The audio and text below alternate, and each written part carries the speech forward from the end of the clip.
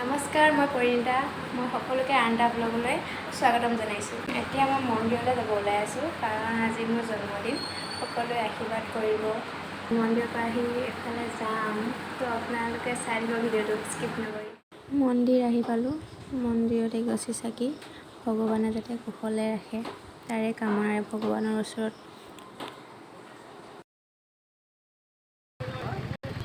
এতিয়া আহি পালোঁ নগাঁও টাউন। গৈ আছোঁ আৰ্ট ভিলেজ সুজিত দাস ছাৰৰ ঘৰলৈ, মানে তেখেতৰ মিউজিয়ামত কি কি আছে দেখুৱাম আপোনালোকক, চাব। বহুত ধুনীয়া হয়। আহি পালোঁ তেখেতৰ ঘৰ, মিউজিয়াম। তো এতিয়া যাওঁ, দেখুৱাম আপোনালোকক কি আছে কি নাই। আপোনালোকে চাই থাকিবচোন ভিডিঅ'টো। সুজিত দাস ছাৰে গিনিছ ৱৰ্ল্ড ৰেকৰ্ড কৰিছিল 2015ত। এয়া টিকেট লৈছোঁ। টিকেটত 20 টকাকৈ ল'লোঁ টিকেট। এতিয়া যাম ওপৰলৈ, তেখেতৰ ঘৰৰ ওপৰত। তেখেতৰ মিউজিয়ামটো 3তলীয়া বিল্ডিং হয়। এয়া প্ৰথম বিল্ডিঙত এনেকুৱা আছে। অসমৰ মাজুলীত যেনেকৈ মুখা শিল্প আছে, তেনেকৈ বেলেগ বেলেগ দেশৰতো এনেকুৱা মুখা আছে। তেখেতে কালেকশ্যন কৰি ধুনীয়াকৈ এনেকৈ সজাই ৰাখিছে অসমৰ মুখা শিল্প, মুখা চিত্ৰ। আৰ্ট ভিলেজ আহিবচোন আপোনালোকেও। বহুত ধুনীয়া ধুনীয়া বস্তু আছে, পুৰণি বস্তু আছে। এয়া হ'ল পুথি ৰখা বাকচ, বহুত আগৰ দিনৰ, বহুত পুৰণা। ইমান ধুনীয়াকৈ সজাই ৰাখিছে, বহুত ভাল লাগিছে দেখি। বহুত জানিবলগীয়া বস্তু আছে।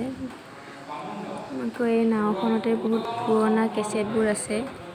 অসমৰে হওক বা বাহিৰৰ দেশৰে হওক, বিভিন্ন ধৰণৰ বস্তুবোৰ তেখেতে বহুত ধুনীয়াকৈ সযতনে ৰাখিছে। আৰু সুজিত দাস ছাৰে গিনিছ ৱৰ্ল্ড ৰেকৰ্ড কৰিছিল 2015ত। এখেতে এডাল সকলোতকৈ দীঘল ব্ৰাছেৰে বিষ্ণুপ্ৰসাদ ৰাভাদেৱক অঁকাৰ পাছত গিনিছ ৱৰ্ল্ড ৰেকৰ্ড কৰিছিল। তো এতিয়া চাওক কি ধুনীয়া, এইবোৰ কি ধুনীয়াকৈ অংকন কৰি থৈছে তেখেতে। চাওকচোন কেনেদৰে বেৰবোৰত ইমান ধুনীয়াকৈ চিত্ৰবোৰ অংকন কৰি থৈছে, দেখিয়ে ভাল লাগে। এতিয়া আহিছোঁ 2 নম্বৰ বিল্ডিংটোলৈ। ইয়াতো বহুত ধুনীয়া ধুনীয়া পুৰণা বস্তু। এয়া দেখিছে, দালাই লামাকো এখন ছবি আঁকি তেখেতে গিফ্ট দিছিল। আকৌ এইখন হ'ল গিনিছ ৱৰ্ল্ড ৰেকৰ্ডত তেখেতৰ চাৰ্টিফিকেটখন। আৰু এইবোৰ পুৰণা বস্তুবোৰ, পুৰণা লেম্প, চাকি, কিবা কিবি আৰু বহুত মানে বস্তু আছে, চাই ভাল লাগিলে। আৰু এইটো গুহাটো ৱাও, বহুত ধুনীয়া লাগিছে। মানে ঘৰৰ ভিতৰত গুহা, সঁচাকৈ বহুত ভাল লাগিছে। বহুত ধুনীয়া ডিজাইনো কৰিছে, চাই থাকিলে চাই থাকিবলৈ মন যায়। আৰু গুহাটোৰ ভিতৰতে 2খন বেৰতে বহুত ধুনীয়াকৈ চিত্ৰবোৰ ৰাখি থৈছে। চিত্ৰবোৰ বহুত কথা আছে মানে। তেখেতে কৈছিল, কিন্তু মই মানে সুধিবলৈ লাজ লাগে, কথা ক'বলৈও লাজ লাগে। সেইটো কাৰণে উপায় নোহোৱাত ভইচ অভাৰ কৰিবলগীয়া হৈছে। খালি মই ভিডিঅ'টোহে শ্বুট কৰিছিলোঁ মাজে মাজে অলপ অলপ। তো ভিডিঅ'টো ইমান ভাল হোৱা নাই, তথাপিও দেখুৱাইছোঁ, আপোনালোকে চাব। এতিয়া আহিলোঁ 3 নম্বৰ বিল্ডিং, মানে ওপৰত। আৰু এতিয়া কাম চলি আছে, সম্পূৰ্ণ হোৱা নাই। কি ধুনীয়া চাওক, ওপৰত আছে গৰু গাড়ী, কি চাব মানে, বহুত ধুনীয়া, ভাল লাগিছে। আকৌ এইফালে চাওক, কাঠফুলা চৰাই আৰু ফেঁচা। বহুত স্পেচিয়েলি মোৰ এই ঠাইখিনি বহুত ভাল লাগিলে, ওপৰৰ এই ঠাইখিনি। কি চৰাই নাম কৈছিলে মই পাহৰিয়ে গ'লোঁ। মানে বহুত ধুনীয়া লাগিছে ওপৰৰ এই ঠাইখিনি। তেখেতে ক'ব, মই আপোনালোকক দেখুৱাম কি কি কয়। অলপ কৈছিলে, তাৰে ৰেকৰ্ড কৰিলোঁ অলপ। এতিয়া ছাৰে ক'ব অলপ আৰ্ট ভিলেজৰ বিষয়ে অলপ। মই সুধিবই লাজ লাগে, কি সুধিম, কেনেকৈ সুধিম, মই ভাবিয়ে পাৰ নাপাওঁ। লাল ড্ৰেছ লগাই লৈ কি কৰি আছোঁ মই নিজে নাজানো। ইমূৰৰ পৰা সিমূৰ, সিমূৰৰ পৰা ইমূৰ, মোবাইলটোকে ঘূৰাই আছোঁ পাগলৰ দৰে, চেৰা পাগলী।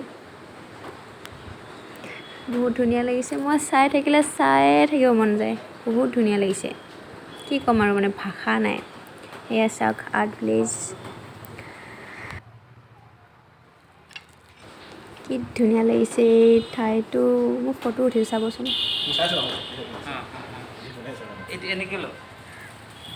বেক সাইডে আহিছেনে আপুনি কৈ যাওকচোন হে আপুনি এইখন মানে আমাৰ 3rd ফ্ল'ৰ গতিকে আমি 3rd ফ্ল'ৰত গোটেই এটা ৰিফ্ৰেছমেণ্ট চেণ্টাৰ ইয়াতে বনাম ল'ৰা ছোৱালী আহিলে ইয়াত যাতে শিশুসকলে বহি পেলাই বা ইয়াতে খেলিবলৈ এটা সুবিধা পায় জোলনা এটা বনাইছোঁ আমি তেনেকৈ আমি মিউজিয়াম আছে 1st ফ্ল'ৰত আমি মিউজিয়াম আছে তাৰপিছতে আৰ্ট গেলেৰী এখন আছে গুহা আছে ইয়াত কেণ্টিন এটা থাকিব আমাৰ ইয়াত খোৱা ব্যৱস্থাও যাতে ল'ৰা ছোৱালীখিনি আহি শিশুসকলক লৈ আহিলে ফেমিলি লৈ আহিলে এটা পৰিৱেশ এটা পায় তেনেকৈ এটা প্ৰয়োজন আছে থেংক ইউ আকৌ আহিব আৰ্ট ভিলেজৰ পৰা আহি ইয়াত বিশাল পালোহি বিশালত সোমাই কি চাওঁ কি লওঁ তাকে ভাবি আছোঁ কাপোৰ ট্ৰাই কৰা জেগাটো শান্তি নাই খালি মোবাইল মোৰ ভাষাত কওঁ হলৌ বেঙি কেনেকুৱা লাগিছে এতিয়া মাজুবাৰ ঘৰত যাওঁ মাজুবাই ফোন কৰি একদম তামাম কামুৰি আছে আমাৰ ঘৰত সোমাই যা তো বাৰ ঘৰত যাওঁ বাৰ ঘৰত আহি সেয়া ছাৰপ্ৰাইজ পালোঁ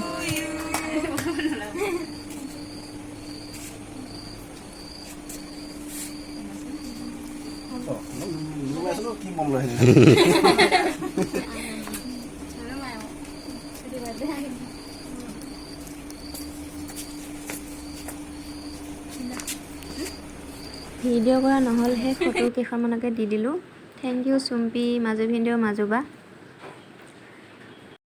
ঘৰ আহি পাইছোঁ মোৰ লগৰবোৰে ভিডিঅ' কৰি আছে ছাৰপ্ৰাইজ দিছে ঘৰৰ মানুহ চবেই একদম মই অবাক হৈ গৈছোঁ দেখি বা মই আজি তিনিটা কেক কাটিম